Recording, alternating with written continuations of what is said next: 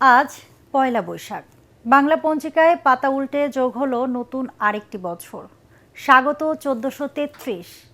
আকাশে সূর্যের প্রথম আলো ফুটতেই রমনা বটমূল প্রাঙ্গণ মুখর হয়ে ওঠে বাংলা 1433 সনের পহেলা বৈশাখ উদযাপনে। রমনার বটমূলে ছায়ানটের সঙ্গীতানুষ্ঠানের মধ্য দিয়ে শুরু হয়েছে বাংলা নববর্ষের মূল আনুষ্ঠানিকতা।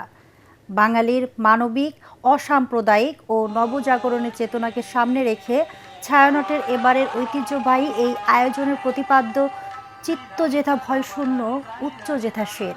ভোরের স্নিগ্ধ প্রকৃতি, দেশপ্রেম ও মানবমুখী চেতনার গানের সঙ্গে লোকজ জীবনের সুরে মুখরিত রমনা সহ পুরো শাহবাগ এলাকা।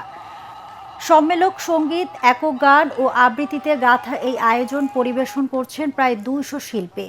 ভোর থেকেই নববর্ষকে বরণ করতে রমনায় নেমেছে মানুষের ঢল।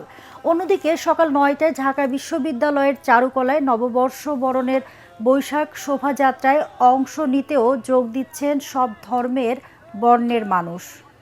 অনুষ্ঠানটির নিরাপত্তায় আইন শৃঙ্খলা বাহিনীর সাথে সহযোগিতা করছেন ছায়ানট কর্মীরা।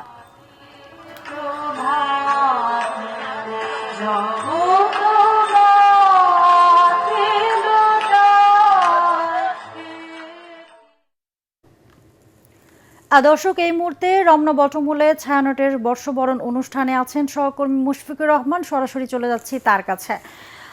মুশফিক, ছায়ানটের বর্ষবরণের অনুষ্ঠান তো শুরু হয়েছে, তো সেখানকার অবস্থা কি দেখছেন, কেমন চলছে, আমাদেরকে বিস্তারিত জানাবেন। রাত্রি প্রথমে নববর্ষের শুভেচ্ছা, জাগো আলোক লগনে। এই সম্মেলক সঙ্গীতের মাধ্যমে কিন্তু রমনার বটমূলে শুরু হয়েছে বর্ষবরণ উৎসব। ছায়ানটের একঝাঁক শিল্পী তাদের পরিবেশনায় কিন্তু এটা বেশ কিছুক্ষণ চলবে এবং চলছে। সম্মেলক সঙ্গীত, একক সঙ্গীত, আবৃত্তি, পাঠ থেকে শুরু করে নানা সাংস্কৃতিক পরিবেশনা এখানে হচ্ছেন, যেটা উপভোগ করছেন আসলে উৎসব প্রেমী সংস্কৃতি মনা আছে বাঙালি। আপনি দেখতে পাচ্ছেন যে এত ভোরবেলায় কিন্তু আসলে মানুষের লোকে লোকারণ্য হয়ে গেছে। রমনার বটমূলে যে বসার জায়গাটা করা হয়েছে সেটা কিন্তু আর মানুষ লোক ধারণ করার সুযোগ নেই। আমরা যেটা দেখেছি অনেক নানা বয়সের নানা শ্রেণী পেশার মানুষ কিন্তু এখানে এসেছেন, নানা রঙের সাজে সেজে এসেছেন বাংলা নববর্ষকে বরণ করে নেবার জন্য। এবং সবার মুখে কিন্তু আসলে আনন্দের হাসি, তারা নববর্ষকে নতুন রূপে বরণ করে নিচ্ছেন এবং পেছনের বছরের যে গ্লানি জরা সেগুলোকে পেছনে ফেলে নতুন একটি সুন্দর বছর তারা কাটাবেন এমন প্রত্যাশা নিয়ে কিন্তু এসেছেন। অনেকে তাদের যারা ছোট ছোট শিশুরা আছেন তাদেরকেও নিয়ে এসেছেন। আমরা কথা বলেছি তাদের সাথে, তারা যেটা বলেছেন যে বাংলা যে সংস্কৃতি, বাঙালির যে কৃষ্টি আছে সেগুলোর সাথে ছোটবেলা থেকেই যদি আসলে আমাদের পরবর্তী প্রজন্মকে আসলে পরিচয় করিয়ে দেওয়া যায়, তাহলে কিন্তু বাংলা সংস্কৃতি আসলে শুধুমাত্র বাংলাদেশের মধ্যে নয়, এটার গণ্ডি পেরিয়ে আসলে ছড়িয়ে যাবে সারা বিশ্ব জুড়ে, যেটা এরই মধ্যে হয়েছে।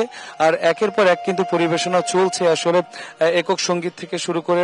এখানে আমরা এরই মধ্যে দেখেছি নজরুল গীতি, রবীন্দ্রসঙ্গীত থেকে শুরু করে নানা ধরনের সঙ্গীত পরিবেশন করা হচ্ছে এবং আরো ঘন্টা খানেকের মতো এই অনুষ্ঠানটা চলবে। একদম ভোর 6:15 নাগাদ কিন্তু এখানে আসলে এই পরিবেশনা শুরু হয়।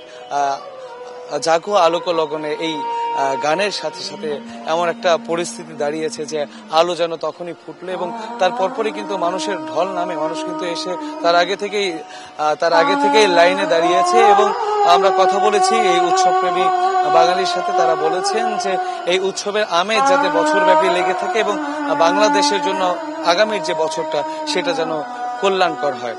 রাত্রি এই ছিল, এখনকার মতো আমার কাছে রমনা বটমূল থেকে সর্বশেষ খবর।